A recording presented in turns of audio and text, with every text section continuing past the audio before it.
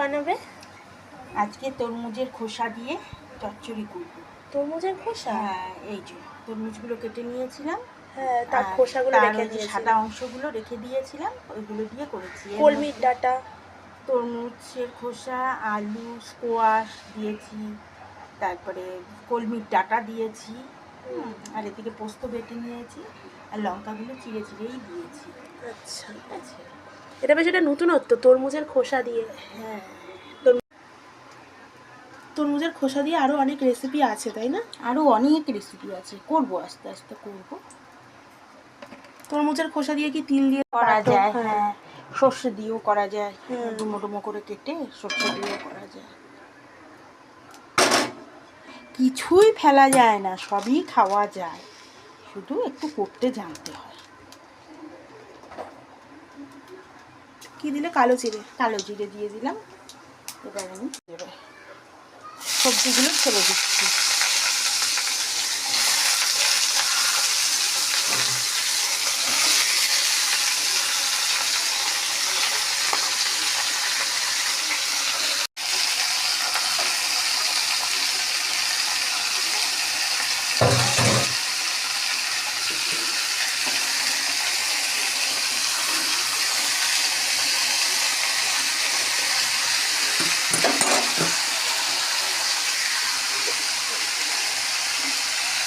নুন দিয়ে দিলাম।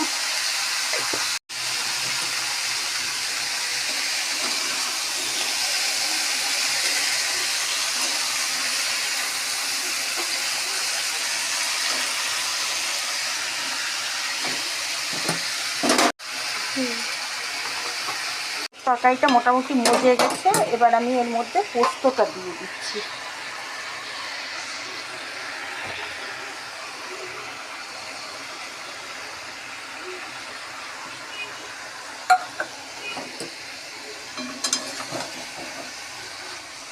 পোস্তটা একটু ভাজা ভাজা হবে, তারপরে এর মধ্যে একদিন না শুক্তো করো, এরকম পোস্ত দিয়ে।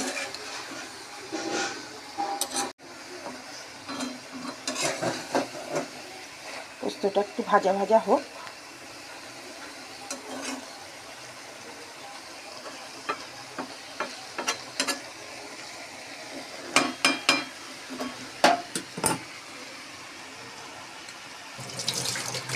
নর্থ বেঙ্গল থেকে আনা স্কোয়াশটাও দিয়েছো না এর মধ্যে? হ্যাঁ, এই স্কোয়াশ এখানে পাওয়া যায় না।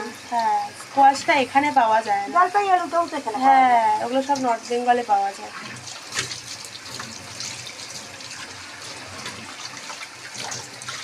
পোস্তটা ভাজা ভাজা হয়ে গেছে, এবার এই যে পোস্ত যেটার মধ্যে আমি রেখেছিলাম সেই বাটির ধোয়া জলটুকুনি এর মধ্যে দিয়ে দিচ্ছি। এটা একটা আলাদা একটা টেস্ট আসে, আলাদা মশলা ধোয়া জলটা দিলে পরে একটা সত্যি একটা আলাদা একটা টেস্ট আসে। আর জল দেবার প্রয়োজন নেই। এবার এটা ফুটে উঠলে মাখা মাখা হয়ে গেলেই নামাবো। এটাও খেতে খুব ভালো হয়।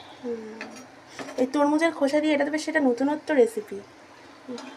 সবই খাওয়া যায়, করতে জানলে সবই খাওয়া যায়, কিছুই ফেলা যায় না।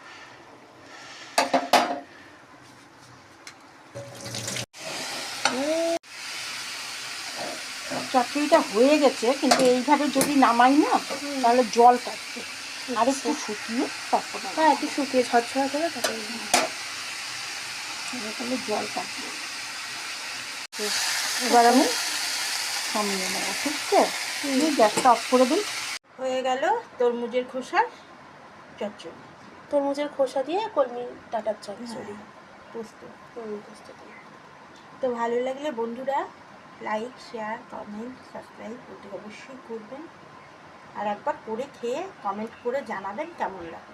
আর আমাদের বংফুড ফেসবুক পেজটা কিন্তু অবশ্যই ফলো করবেন। ওটা ফেসবুকে বংফুড বলে যদি সার্চ করেন পেয়ে যাবেন। আমাদের চ্যানেলের যেটা নাম সেটাই আমাদের ফেসবুক পেজের নাম, ওভাবে একটুখানি ফলো করবেন। ওখানেও অনেক কিছু ছাড়া আছে, লাইক করবেন।